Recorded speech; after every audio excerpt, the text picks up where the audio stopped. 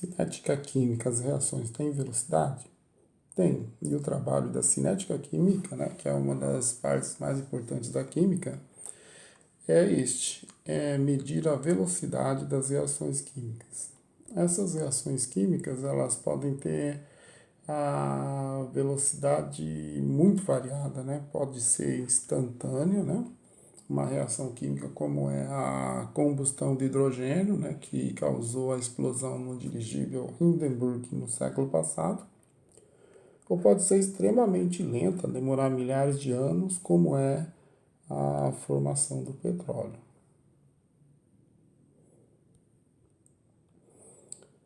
O que acontece com reagentes e produtos? Né? Então, a gente sabe que para eu formar os produtos, eu tenho que ter os reagentes.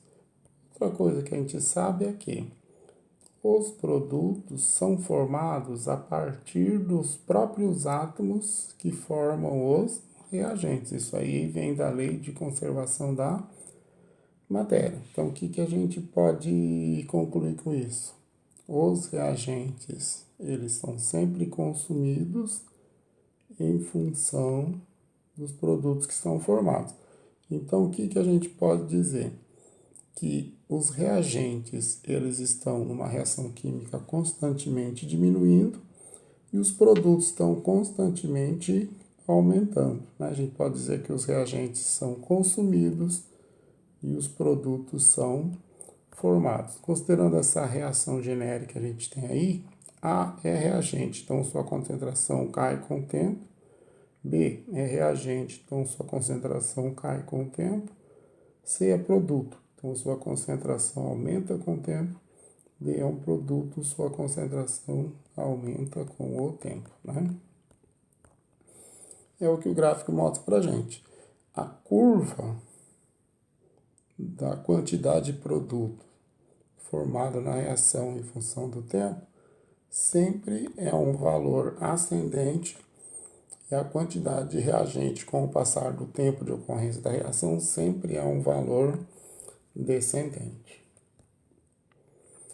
Quando a gente está fazendo uma viagem, né, quando a gente pensa na distância que falta até chegar no destino, essa distância é um número que sempre diminui. Quando eu penso na distância que me separa naquele momento da viagem da origem da cidade onde eu saí, esse é um número que sempre aumenta. E se eu sei qual é a distância entre as duas cidades, são dois números, um ascendente e um decrescente, mas ambos servem para calcular o tempo que falta para eu chegar no destino. É o que acontece com reagentes e produtos. Eu posso utilizar para calcular a velocidade da reação tanto a formação do produto, que é um valor ascendente, está sempre crescendo, quanto o consumo do reagente, que é um valor que está sempre decrescendo. A gente tem aqui um exemplo de uma reação química, que é a decomposição do NH3 em N2 e H2. Então, o que a gente pode notar da tabela? No tempo igual a zero, quantos mols de NH3 eu tinha? 8 mols por litro a concentração. No tempo igual a 1 hora, esse 8 caiu para 4. No tempo igual a 2 horas, o que era 8 passou por 4, agora está em 2 mols por litro. No tempo igual a 3 horas, o que era 8 passou por 4, passou por 2, agora está em 1 mol por litro a concentração do meu reagente de interesse. Né? E como é que eu posso calcular a velocidade? Eu não tenho dados do N2, não tenho dados do H2, que seriam dados de concentração crescente. Eu tenho dados do NH3, que como reagente vai ter concentração decrescente. Como que eu calculo? Velocidade do NH3 em cada um dos intervalos, a gente vai calcular, né? Vai ser igual a quê? A variação do número de mols no intervalo dividido pela variação no tempo. No primeiro intervalo, o que a gente tem?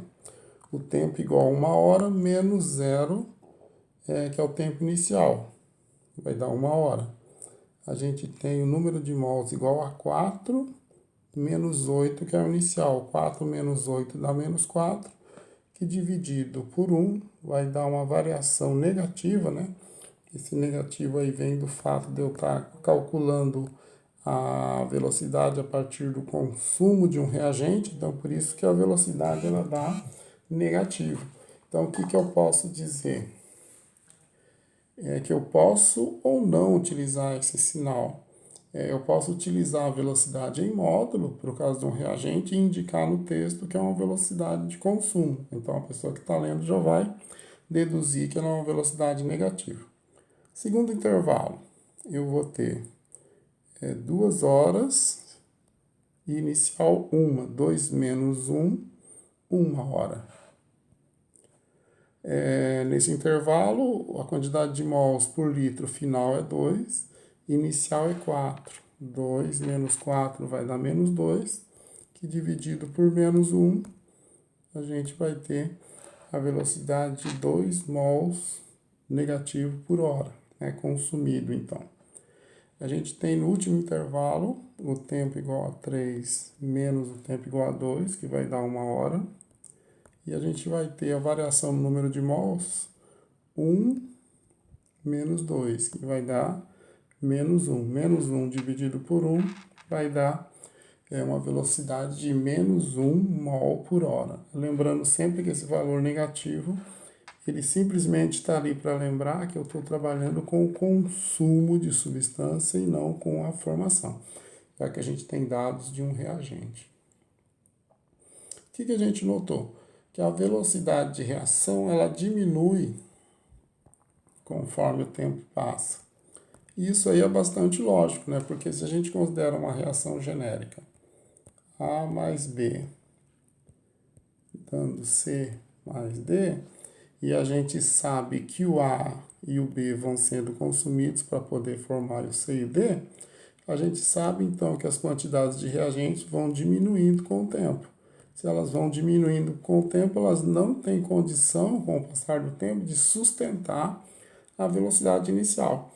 Então, a questão da diminuição da velocidade com o tempo é uma coisa que vai acontecer em todas as reações químicas. Então, eu posso calcular por intervalo, né? Calculei no primeiro intervalo, no segundo intervalo, no terceiro intervalo, notei que a velocidade cai.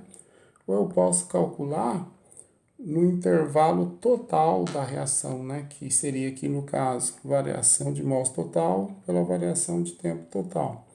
Variação de mols total é 1 menos 8, que vai dar 7.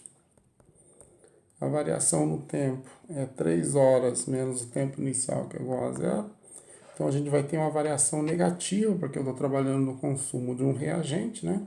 De menos 2,3 mol por hora. Essa aqui é a velocidade média da reação, a gente considerando o tempo total de ocorrência dela.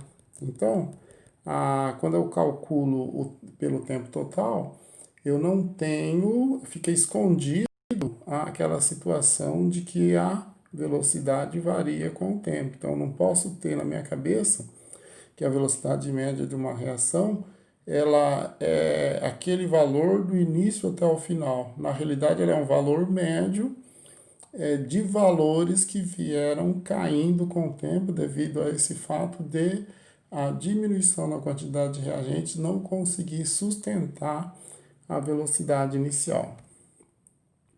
Aqui a gente pode ver graficamente como é que isso aí acontece, né? Então, considerando uma reação genérica de A mais B originando C, o que a gente pode verificar? O A e o B vão ser consumidos para que o C possa ser formado. Então, o que eu vou notar com o passar do tempo? As concentrações de A e de B vão diminuir e a concentração de C vai aumentar. Então, quando a gente olha no início, no tempo igual a 0 aqui, a gente tem uma certa quantidade de moléculas de A e de B, que são os reagentes, mas não tem de C, porque a reação está começando agora. Com o passar do tempo, as quantidades de A e de B, elas vão caindo e as quantidade de C, ela vai aumentando. Isso aí acarreta o quê? Cada vez fica mais difícil o A encontrar o B, porque a reação química ela só vai acontecer se o A encontrar o B.